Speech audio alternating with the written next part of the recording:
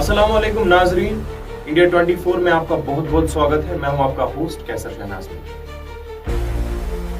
कल की तरह 9 के नहले में दिन की सबसे बड़ी 10 खबरों को पेश करने से पहले आज मैं आपके सामने एक आंकड़ा रखना चाहता हूं। आंकड़ा पिछले 5 महीनों से रोड एक्सीडेंट जितने हुए और जितनों की इन रोड एक्सीडेंट्स में मृत्यु हुई, मौत हुई, उनका आंकड़ा है। ऑफिशियल रिपोर्ट्स का माने तो पिछले 5 महीनों में 346 लोगों की जान गई और उनका सिर्फ एक ही कारण था, वो थी सड़क दुर्घटना या रोड एक्सीडेंट।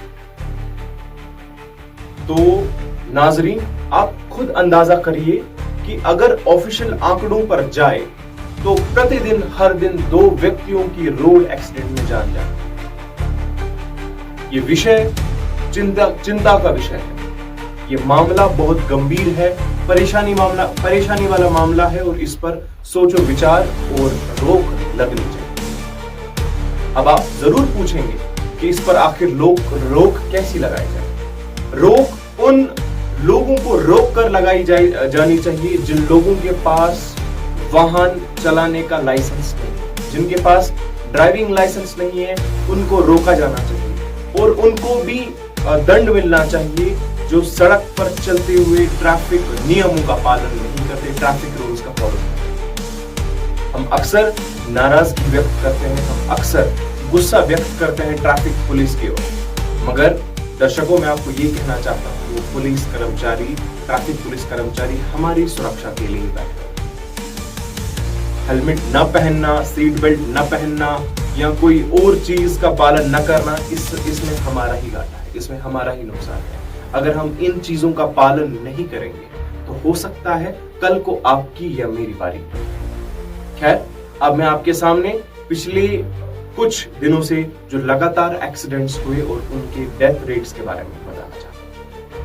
आपको याद होगा जौजिला में 3 लोगों की मौत हुई थी और एक व्यक्ति गंभीर रूप से घायल हुआ था। मॉल टाउन सोपोर में एक ब्राट के व्यक्ति की भी मौत हुई थी, उसकी भी मौत रोड एक्सीडेंट की वजह से ही हुई। गांधरबल हरिपुरा में भी एक रोड एक्सीडेंट हुआ और उस रोड एक्सीडेंट में शामिल मां बेटा थे और बहुत दुखद समाचार हमको मिले कि उस रोड एक्सीडेंट में, सड़क दुर्घटना में मां की मौत हुई और बेटा गंभीर रूप से घायल।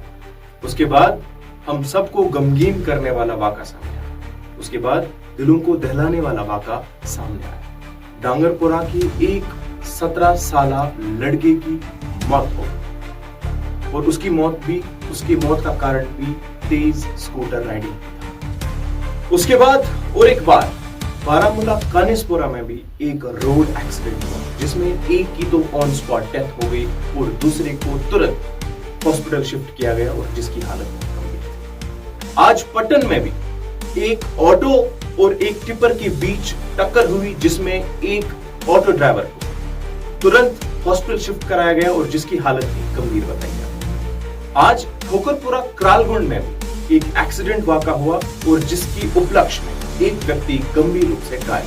दर्शकों, आपने देखा पिछले कई दिनों से मौत तांडव कर रही, मानो मौत रोड एक्सीडेंट का बहाना कर करके लोगों के सामने आ रही। पर इसका सामना कैसे किया जाए? इसका सामना तभी हो सकता है जब आप और हम जिम्मेदारी के साथ वाहन चलाएं। कोई भी व्हीकल पूरी जिम्मेदारी के साथ, रूल्स एंड रेगुलेशंस के साथ हम रन करेंगे। चलिए, वक्त हो चला है 9 के नहले का। चलिए डालते हैं आज की बड़ी 10 खबरों पर एक नजर।